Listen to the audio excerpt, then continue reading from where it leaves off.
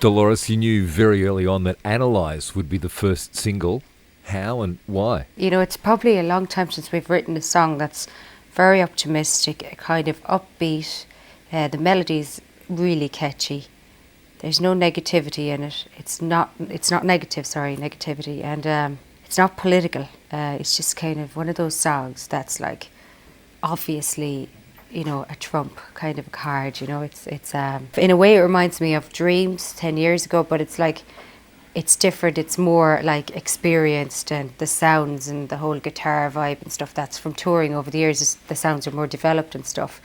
But it's as kind of up-tempo as that, I think, you know. It's a real optimistic song, so it's probably about time we released something nice and optimistic, you know. Who was your director for the video Analyze? How did you decide on a particular treatment? We chose to work with a guy called Kieran McFarlane.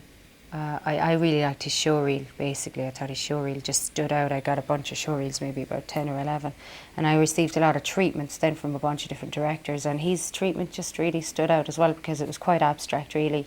It was quite the contrary to what was, it wasn't obvious, you know. It was just the opposite, you know, in a way, and it was kind of ironic and stuff. I really liked the concept. You kind of see yourself when you see the video what it's about, you know. I guess, like, underneath it, no matter where you are and what you're doing, you can find perfection and happiness in here, but you just have to know how to do it, you know, and how to get there, you know. And that's kind of what the song is about, really, as well. It's like, you know, you just have to kind of sometimes sit down and appreciate things that you take for granted and realise that, you know, you're blessed. What brought you back to Stephen Street to produce the album? Stephen had been, like, we hadn't seen him for quite a while, I guess about maybe 7 years now, because I got married 7 years ago, and it was the year that I got married was the last time I saw him. We just finished No Need to Argue, which was the second album, and I guess, you know, like many things were changing for me at the time and for the band, and, you know, we were becoming successful and this, that and the other, and, you know, we were so young, and it was important for us to go and work with other people. So we went and worked with Bruce Fairbairn on the third album, and unfortunately he's passed away. After that, then we worked with Ben Fenner on the fourth album. So I think we were kind of at that stage where we kind of experimented a little bit, but we kind of thought, let's go back to Stephen now. The band are 10 or 11 years together now, so let's go back to the original kind of recipe and see what it's like, because everybody's changed now, you know. Like, I'm older and the boys are older and we're all a little bit more grown up, and Stephen has changed a lot and he's more experienced and we've more experience, so it was nice just to come back and just, you know, get together again. Do you feel choosing Stephen Street again was going back to your roots, or do you feel that it was more like marking the beginning of the second phase of the Cranberries? We didn't really so much so go back to the roots, because there's a lot of songs on this that we could never, I mean, I could never have sang like this 11 years ago. No way, not with this confidence and not with the maturity that comes with age, you know, the wrinkles and all that kind of stuff. But you know, it's like there's a song there, Never Grow Old. I could never have written that at 18 or 19 years old. Most of the first album was, you know, like a teenager, insecure, heartbroken, love songs type thing. And a lot of these songs are, you know, they're just about more kind of deeper maybe things, you know, not just like relationships, maybe a little bit deeper than that and a little bit more mature and wiser and whatnot. So I think the sound and the content and everything is more mature. I think it's really quite different. The only thing that's the same is Stephen and the four band members. Let's talk about the rest of the band. How are each of them involved in this project? We go in the first day and all the stuff is always written first. And we go in and we usually work for a while trying to get a drum take. Ferg usually likes me to sing live all the time until he gets a take.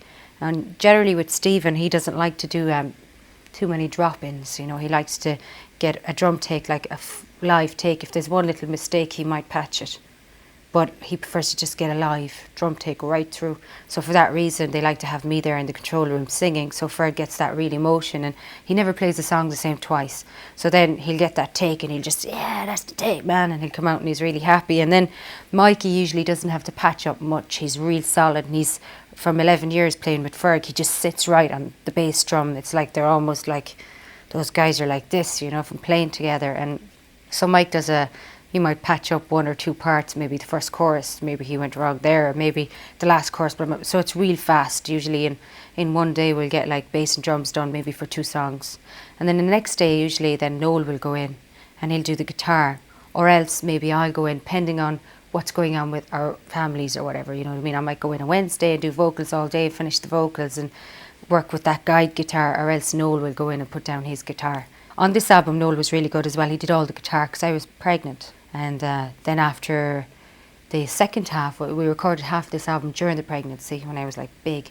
And the second half we recorded while I was still breastfeeding, so it gave me more time at home and stuff like that. So I was kind of going from into la la la, you know, so it's very interesting. What did you find to be the most difficult task recording this album? And were there any things you tried this time around that you hadn't done before? Recording this album, really, there wasn't really anything that difficult about it, because I mean, you know, like it was like not my first time doing an album and having a new baby in my life, second time, so I found that cool enough. And with Stephen Street, we knew him well, so that was great. It was actually a wonderful experience. Like, it didn't feel like work at all. So there was nothing really difficult. But you know, the one thing that we did that we've never done before is the last track on the album is called Chocolate Brown. And I remember Stephen said to me, he said, Dolores, he said, tomorrow we're going to do Chocolate Brown. And I said, oh, okay. So I said, so tomorrow's Friday. I said, so I guess we'll be doing the vocals for that Monday, because usually, you know, Friday we'll do the drums, bass, whatever, you know. He goes, yeah. So I said, okay, that means I can go to the pub tonight. Yep. So I go out and get drunk, you know. So I had no singing tomorrow. So I went off to the pub, you know. And then I came in Friday morning, like, kind of hungover and stuff, and a bit dry in the chords and whatnot. I'd been drinking and whatnot. And he looked at me and he goes, so are you ready? And I said, yeah, I'm doing guides, okay. And he goes, no. He said, we're doing this live off the floor. And I said, oh no. I said, you can't do this to me. And he was going, no, he's there. This is going to be lovely. And he took me into the recording room, and everybody was set up around one microphone, one massive old microphone, like the way the Beatles used to record, really. And he wanted me to just stand near the microphone, and then Mikey was over there on bass and the drums were here, but there was no microphones on the drums, you know.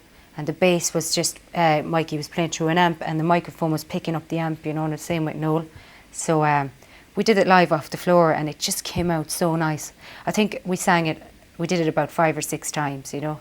And just because I was kind of going, oh God, but I was out in the pub and I can't do this. And he was going, yes, you can. And I just kind of said, okay. And I closed my eyes and I put my heart into it. And it just sounds so fresh and real and organic and beautiful, you know, because like there's so much overproduction going on out there right now. There's so many singers out there who can't really sing, you know, that are lovely looking and have big boobs and all that stuff, you know. So, you know, it's one of those songs so that shows it's real.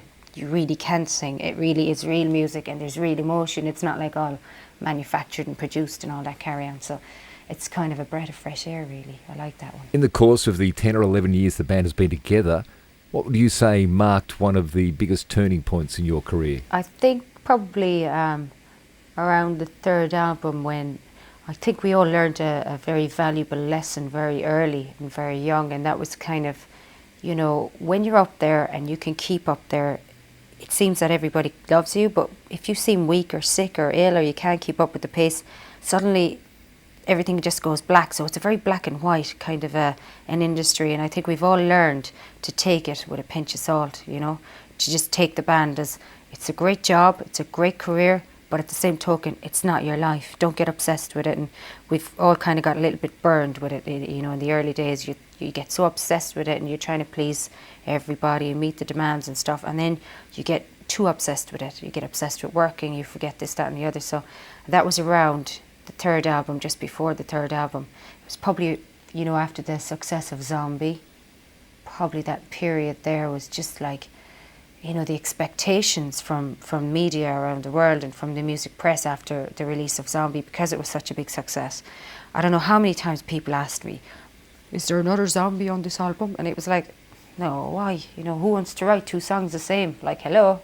Who wants to wear the same? Who wants 2 dresses the same in their wardrobe? You know what I mean? So it was just like, it went on forever, and it was like, could you forget about Zombie, you know? But it was kind of like people got so obsessed with that whole thing, and they thought that was it, and then it was misinterpreted, and we were misinterpreted, and then there was a frenzy of bickering and twisting stories and twisting quotes, and it was just like suddenly I became someone that I wasn't, and suddenly everybody seemed to know more about me than I did about myself, and it was just a bit of a nightmare, really. You know, it was kind of like you couldn't go anywhere, but there was people everywhere kind of screaming, and it was like, oh God, this is scary. So I think we learned like how far we want to take it, and you know how much reality we want to keep in our lives. So I think that was a kind of a turning point where we all kind of realised something very important really about, you know, about the old rock stardom and the fame, which is all kind of a bit not real. You were all born and raised in Ireland, and you remain in Ireland. Does that have something to do with how you dealt with the success? Just because like you join a band and you become really famous and successful and whatever,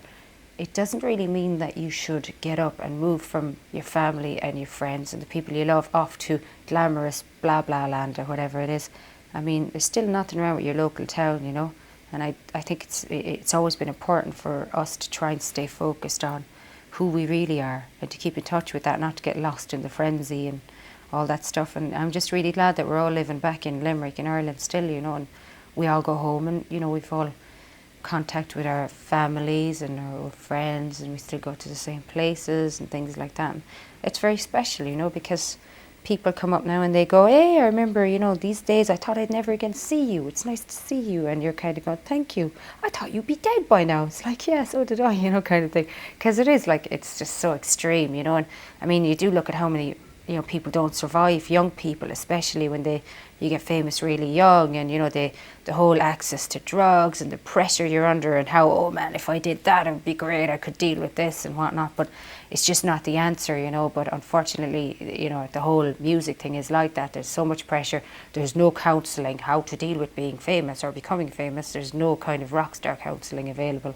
It's just you're thrown into this mad lifestyle, this crazy world, and then you kind of, I mean, a lot of young people just think, okay, maybe if I do drugs that'll help me, but it doesn't. It just destroys them, which is very sad because we've lost so many wonderful young artists with that, you know. How do big life decisions like having children influence the tone and lyrics of the new album? Well, I guess we're all kind of at a different stage in our lives. Obviously, when you become a parent, you go to the next level of existence, I guess. You become aware of many other issues that, you know, you never would have even, you know, possibly imagined. You know, your life becomes completely different, and little things that seemed important are not important, and simple things seem joyous, and just your whole life is kind of changed. So it's a great inspiration, really, you know. So I think I guess it's inspired us all in a positive or different direction, and at the same time it has its challenges. So I think overall it's put a bit of a challenge back into the band. It's put a kind of the challenge that maybe we needed, you know, because we had success very early and very young, and we became burnt very quickly and very young. Not quickly, well, after 3 albums, like, but we kind of all got to the point where we just got really tired of it and stuff, so we just kind of gave it up and, you know, started families and stuff like that. And then the challenge and the kind of want to go back and do something like this is back again. So that's kind of, I guess, what it's really done. Was the challenge of wanting to record a new album and have families a literal wake-up call? I used to spend so much time worrying about like stupid things, like how I appeared to people visually, how my legs looked, you know, kind of how my hair looked. And, you know, I just wasted so much time and money reading all these stupid girl fashion magazines, and I just became like this sad, insecure kind of figure in the public eye. And that's what happens for females a lot in the public eyes. You're like, oh, is this okay, is that okay, 'cause you're a girl, right? And there's a lot of pressure to be slim and pressure to be sexy and pressure to be wearing this, that and the other. And for a finish, I just felt like, God, I hate this life, get me out of it. There's nothing real about it, you know. And I think like now I look back and I go, how did I get so screwed up? How did I get so caught up in all that crap, you know? When really what's really important is to be able to, like, just for me now, to be able to get up and go out without makeup on and not worry about every little single thing and about what people think of me visually and whatnot. I just don't care about that anymore, because like I found like the great, you know, inner peace and true happiness in my heart, you know. So it's good. Now, what prompted the concept of the Vicar Street performance and the filming of it? Oh, that was like, I think it was like Ericsson Phones and MTV or something like that were having a private bash, and they asked if we would play or something like that. And I was 32 weeks pregnant, so I was quite excited about the idea of singing in front of people with my massive bump. I think actually I saw Sinead O'Connor singing when she was really pregnant, when I was only about, maybe I was 16 or 17, because she's about 5 or 6 years older than me. So I was still in school and everyone was going, she was really pregnant and she was singing, and I thought, God, that's cool, I'd love to try that. So I was kind of like, oh, I'll have to try that, you know. And to be honest, I felt like a bit of a plonker into the second song, because I moved and it was like waddle. It was kind of like, you know, the penguin dance, don't move, you know.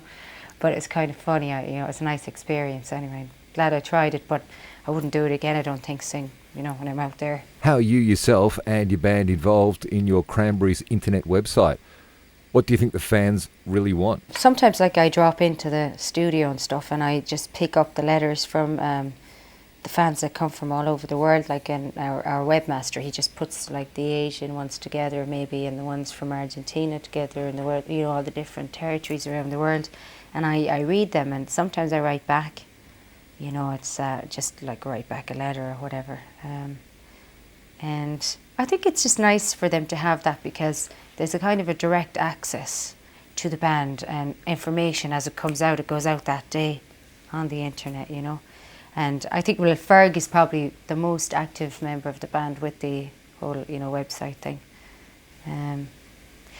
I guess what the fans want, maybe just more music and stuff, That's really the thing. I think they just, love your music, and they just get into it, and they just wonder what's the next album and what's it about and what the songs are like and stuff like that. That's generally, what the feedback is. People just say, can't wait for your next album, when is it coming out, stuff like that, when are you coming to our country to play. They really want us to play live, because I know we have a good reputation for live performance. Everything is live. There's no machines or anything like that. It's all live, and we're pretty good live. We kick butt live pretty good, really.